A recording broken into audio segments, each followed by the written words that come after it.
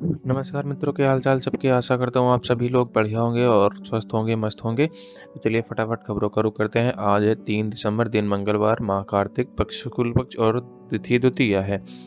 और आज जानते हैं आज के दिन क्या हुआ था। 1884 में देश के प्रथम राष्ट्रपति डॉक्टर राजेंद्र प्रसाद का जन्म हुआ था और 1979 में हॉकी के जादूगर मेजर ध्यानचंद का निधन हुआ था।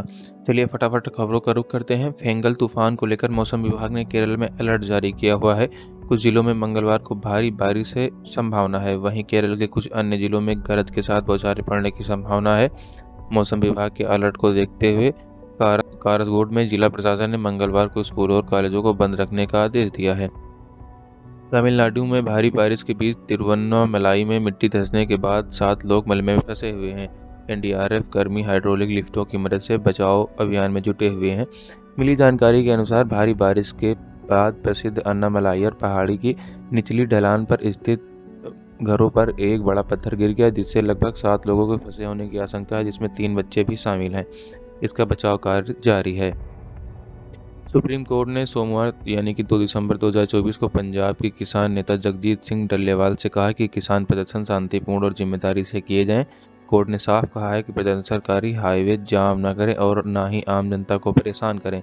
मीडिया रिपोर्ट्स के मुताबिक सुप्रीम कोर्ट ने जगजीत सिंह डल्लेवाल की ओर से दायर हैबियस कॉर्पस याचिका पर सुनवाई की है। उत्तर प्रदेश के प्रयागराज जिले में शनिवार को 9वीं फेल में पढ़ने वाले शैलेश यादव की लाश मिली थी। हत्या के आरोप में शैलेश की कथित मुस्लिम प्रेमिका, उसके अम्मी अब्बा और दादा सहित 5 लोगों को हिरासत में ले लिया गया है। रिपोर्ट्स की माने तो मुस्लिम लड़की ने पूछताछ में कबूला है कि शैलेश की हत्या उसके अब्बा ने की है। केंद्र सरकार कर्मचारियों के लिए सोशल सिक्योरिटी स्कीम को और मजबूत करने की तैयारी में है, जिससे वे ज़्यादा की बचत कर सकें और रिटायरमेंट पर ज़्यादा पेंशन हासिल कर सकें। श्री अकाल तख्त साहिब की ओर से सुखबीर सिंह बादल को सजा सुनाई गई है। ये सजा राम रहीम को माफी और बेअदबी मामले में सुनवाई की गई है। सुखबीर सिंह बादल को गले में तख्ती पहननी होगी। इसके साथ ही जूठे बर्तन साफ करने होंगे, लंगर घर में सेवा करेंगे, श्री दरबार साहिब के बाहर गेट पर पहरा देना होगा। सरकार ने हाल ही में इनकम टैक्स डिपार्टमेंट की पैन 2.0 स्कीम को मंजूरी दे दी है, जिसका उद्देश्य पैन और टैन जारी करने और प्रबंधन को सुव्यवस्थित और मॉडर्न बनाना है।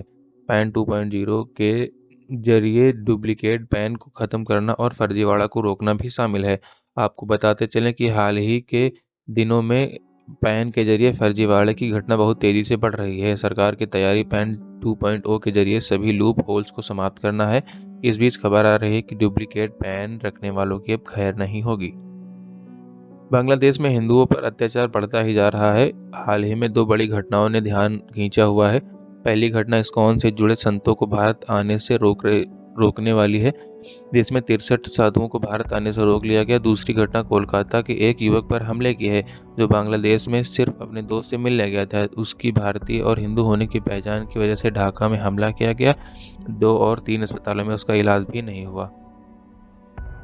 महाराष्ट्र विधानसभा चुनावों में भारी बहुमत से जीत हासिल करने वाली महायुति गठबंधन सरकार अभी तक नहीं बना पाई है। नतीजे आने के 1 सप्ताह बीत जाने के बावजूद महायुति ने राज्यपाल के पास सरकार बनाने का दावा पेश नहीं किया है।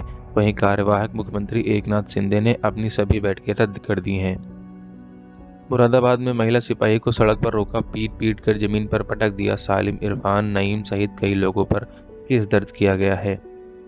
सिर पर गमछा बांधकर यूपीएससी की कोचिंग पढ़ाने वाले ओझा सर ने आम आदमी पार्टी ज्वाइन कर ली है। पार्टी के नेशनल कन्वीनर अरविंद केजरीवाल और senior party leader Manish Sisodia ने अवध ओझा को पार्टी में शामिल किया।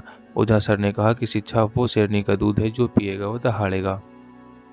बांग्लादेश में हिंदुओं के खिलाफ हो रही हिंसा को रोकने के लिए ममता बनर्जी ने प्रधानमंत्री नरेंद्र मोदी से हस्तक्षेप करने की मांग की है। साथ ही उन्होंने कहा कि अगर बांग्लादेश में ये सब चलता रहा तो हम हमारे लोगों को वापस लाने के लिए राजी हैं। अपनी विभिन्न मांगों को लेकर दिल्ली की ओर मार्च करते हुए प्रदर्शनकारी किसान दलित प्रेरणा स्थल पर पुलिस बैरिकेड्स पर चढ़ गए हैं। भारी हंगामा जारी है। यूनेस्को ने पश्चिम बंगाल को धरोहर पर्यटन स्थल घोषित किया है। ये जानकारी पश्चिम बंगाल की मुख्यमंत्री ममता बनर्जी ने दी है। सीएम ममता ने बनाया कि यूनेस्को ने राज्य को धरोहर पर्यटन का सबसे बेहतर गंतव्य घोषित किया है और इस बात पर बल दिया कि क्षेत्र ने लाखों युवाओं के लिए रोजगार भी सृजन किया है। भारत सरकार ने खालिस्तानी रेफरेंडम से जुड़ी 10,500 से अधिक यूआरएल को ब्लॉक कर दिया है। यह कार्रवाई पिछले 3 वर्षों में की गई है।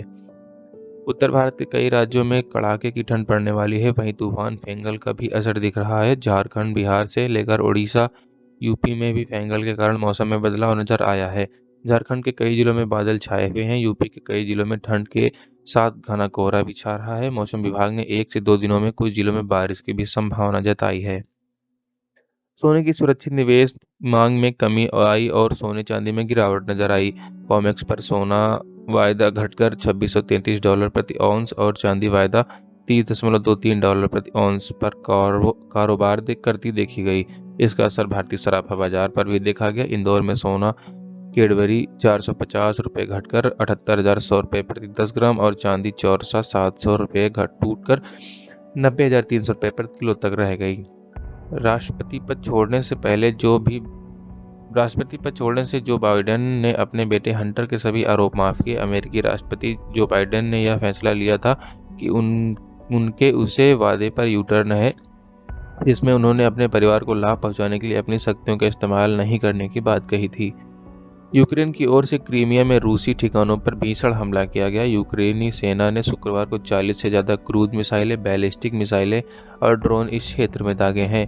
इस हमले ने रूसी नेतृत्व के बीच चिंता और लोगों के बीच डर बढ़ा दिया है। वार ट्रांसलेटेड के अनुसार रूसी चैनल दहशत में है क्योंकि यह हमला बहुत बड़ा और जटिल किस्म का था। संयुक्त किसान मोर्चा की अगुवाई में हजारों किसान दिल्ली कूच कर गए हैं। इससे पहले एक दिन संडे को किसानों और गौतम बुद्ध जिला प्रशासन के बीच हाई लेवल मीटिंग हुई थी, लेकिन इस पर सहमति नहीं बन पाई थी। किसान लंबे समय से नोएडा की 3 अथॉरिटी का घेराव कर रहे हैं। जबकि रविवार को मांगों पर सहमति नहीं बनी तो उन्होंने दिल्ली चलो का ऐलान कर दिया। प्रधानमंत्री नरेंद्र मोदी ने अपने सहयोगियों के साथ द साबरमती रिपोर्ट फिल्म देखी। उन्होंने सोशल मीडिया पर एक पोस्ट किया जिसमें उन्होंने फिल्म बनाने वालों की सराहना भी की। वहीं इसको लेकर कांग्रेस ने पीएम मोदी को कटाक्ष किया है। पीएम मोदी ने सोशल मीडिया प्लेटफॉर्म पर फिल्म की तारीफ करते हुए लिखा, मैं द साबरमती रिपोर्ट फिल्म के निर्माताओं की सराहना करता हूं और इस प्रयास के लिए उन्हें बधाई देता हूं। वहीं कांग्रेस के उपनेता प्रमोद तिवारी ने सरकार प्रति का हमला करते हुए कहा, सदन का समय सरकार के कारण बर्बाद हो रहा है।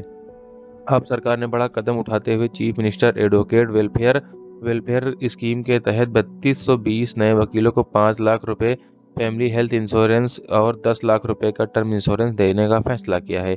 इस निर्णय को सीएम आतिशी से मंजूरी भी मिल गई है। दिल्ली सरकार ने अपने chief minister advocate welfare scheme के तहत वर्तमान में 27,000 से ज्यादा वकीलों और 10 लाख का टर्म इंश्योरेंस और 5 लाख का मेडिकल इंश्योरेंस दे रही है। अब यह संख्या बढ़कर लगभग 31,000 हो जाएगी।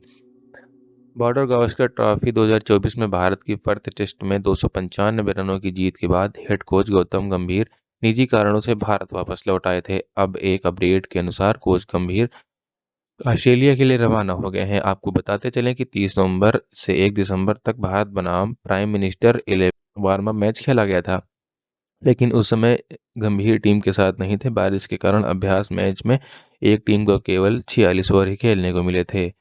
बने रहिए डेली न्यूज विद अनुराग के साथ, क्योंकि यहाँ पर खबरों का सिलसिला लगातार जारी है। यहाँ पर आपको हर खबर सटीक और सही एंगल से दिखाई जाती है।